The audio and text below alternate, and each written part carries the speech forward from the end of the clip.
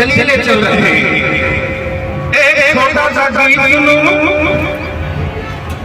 आज रंग जतरा है और भंडारा जतरा यानी भंडारा बाजार में रंग जतरा झारखंड के नामी तो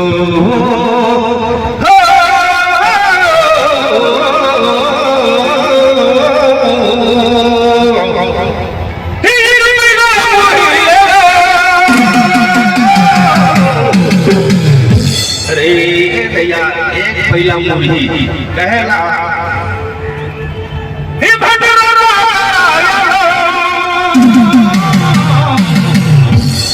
ये पहला मुरही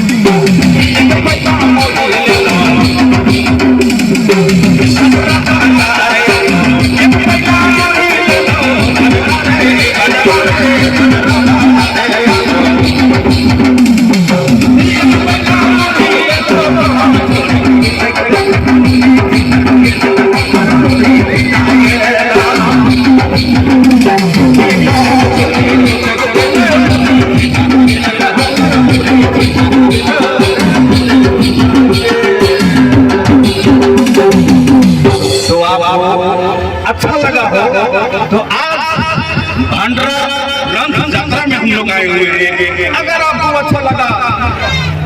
अच्छा लगा हो तो सनू राजा नाम से यूट्यूब चैनल है, आप लाइक सब्सक्राइब कमेंट एक गरीब परिवार बेटा को आप जरूर देंगे, एक लाइक जरूर देंगे।